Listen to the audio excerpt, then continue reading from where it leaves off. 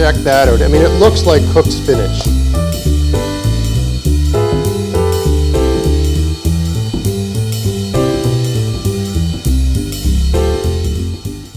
Hey, it's Greg here with MaritimeGardening.com, and today I'm cooking some mustard greens, a wild weed that happens to grow in my garden, and I actually cultivate it and let it go because I like eating them, and I like growing them for a number of reasons.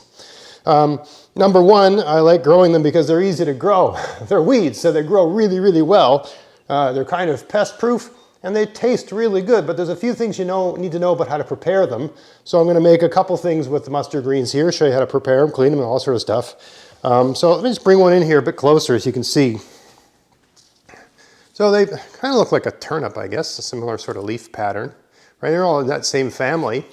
Mustard or radish actually look a lot like a radish green, and they even have a very similar taste to a radish green if you've ever eaten a radish green.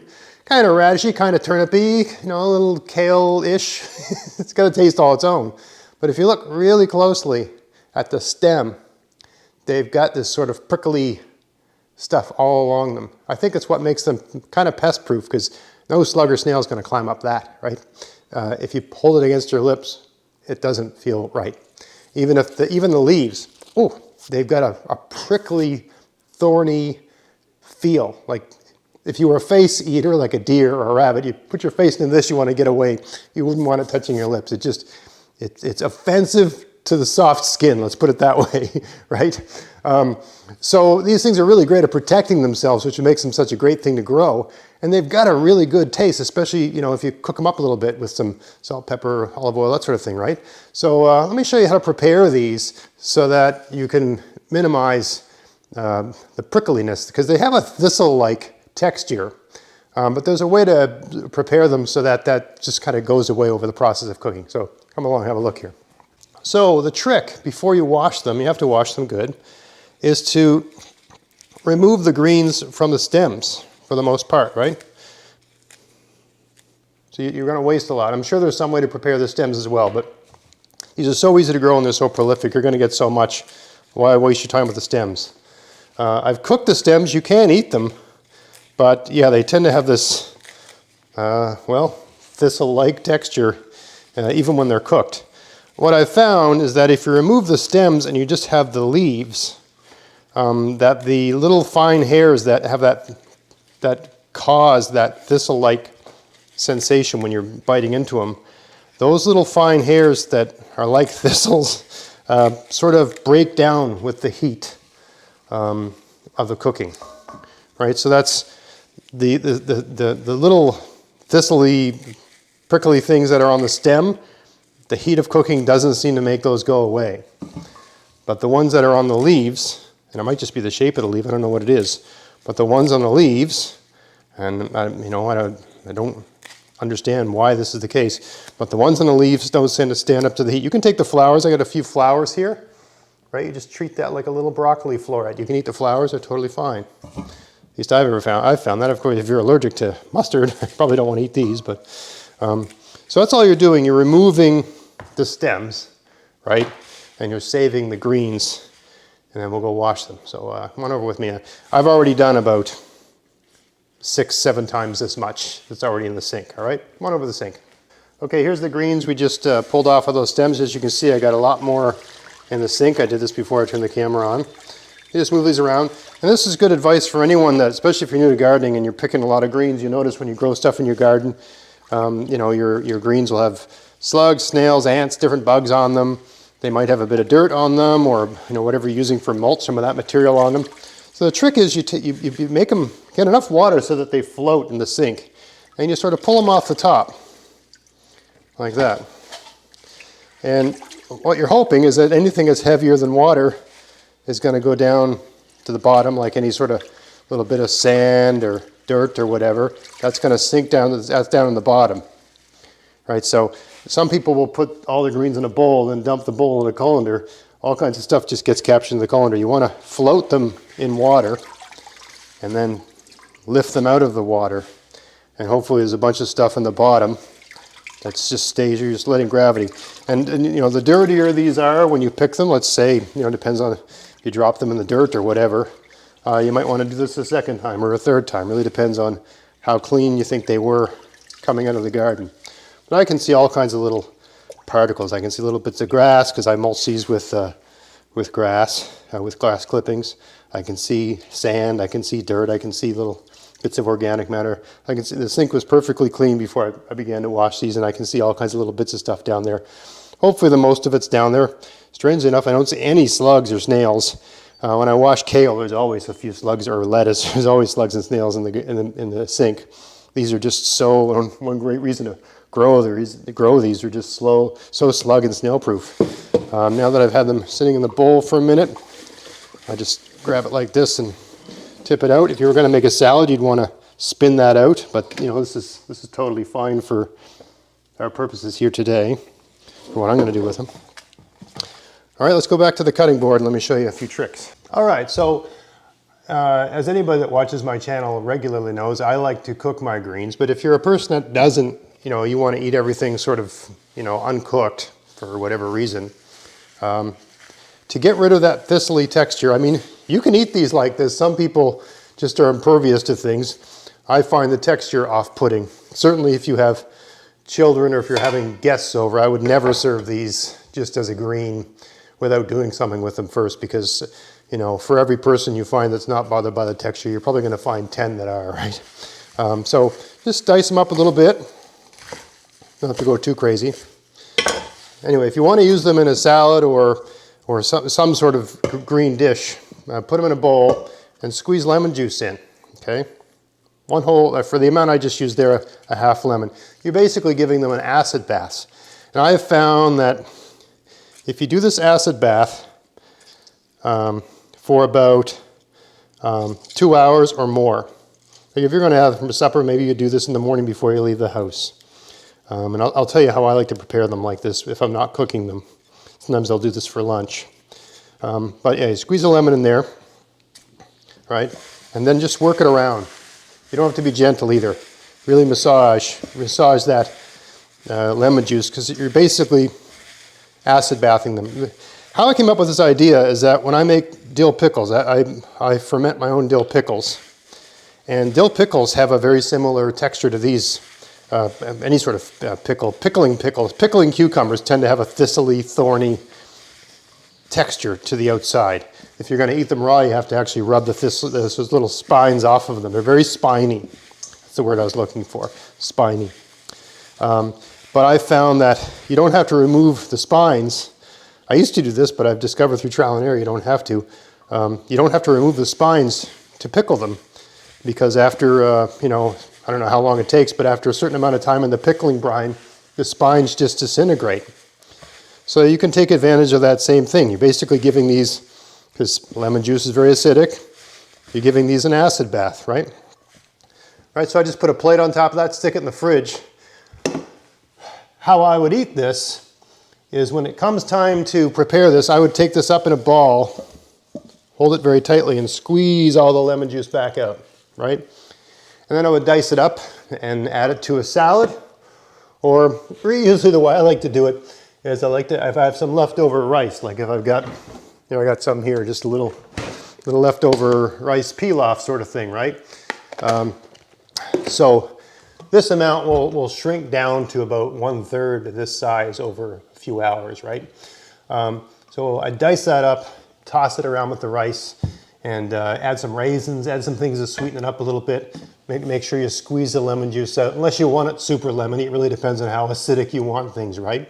Add a little olive oil, that sort of thing, right?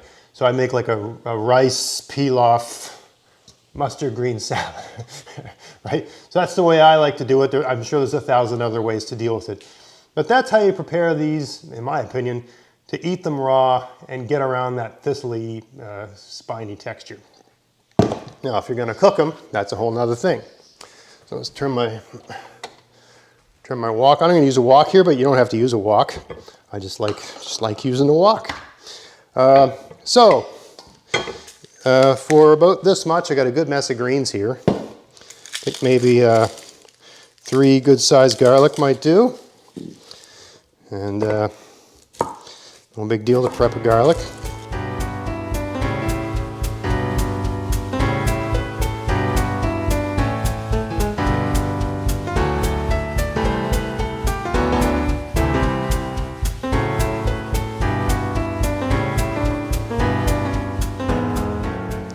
put a bit of olive oil in the wok, and I'm going to throw this garlic in there. All right, now that I got the oil and the garlic on the heat and the pan's heating up, I'll start preparing this stuff. Just take it out in clumps and chop it up. The finer you chop it, the better. I find about a centimeter space is all you need to do. So none of these things take long, right? The most time-consuming aspect of preparing these greens is pulling the leaves off the stems.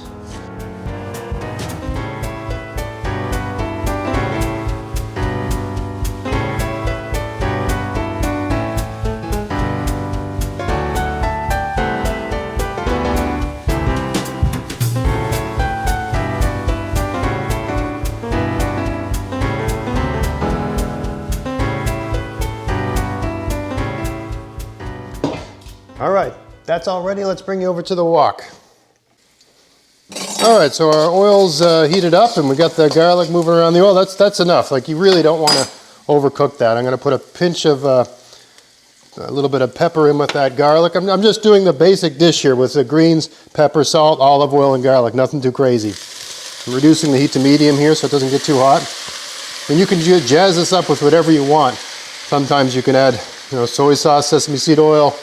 You can add, you can dice up a slice of bacon, throw that in there for flavor. You can add sun-dried tomatoes.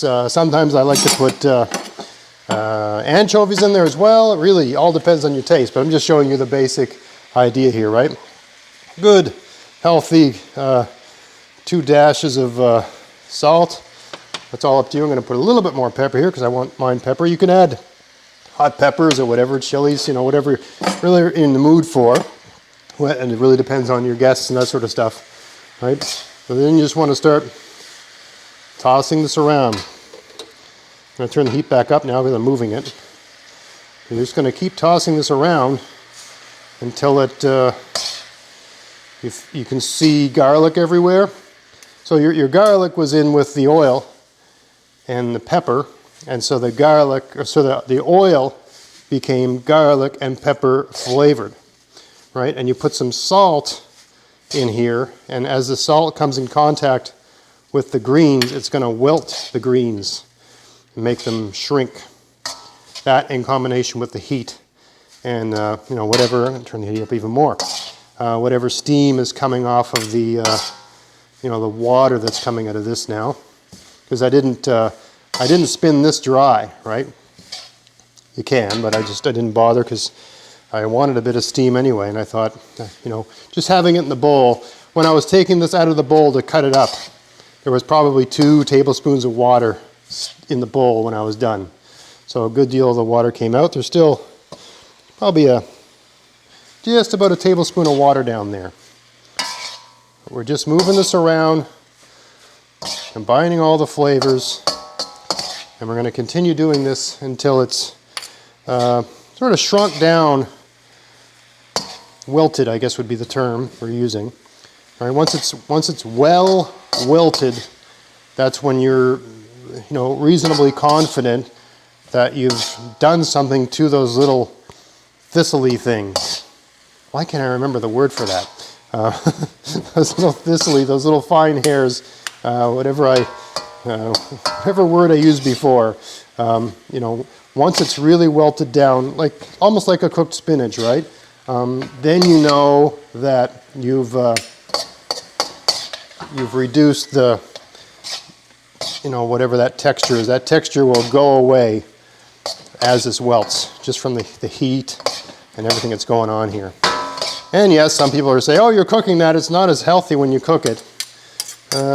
Yeah, but you're going to eat a lot more if you eat it cooked because it becomes denser, right? So I would argue it's still pretty darn healthy. I think you're better off eating it cooked than not eating it at all. And if you try to eat it raw, you're going to eat a lot more of it if it's cooked, let me tell you.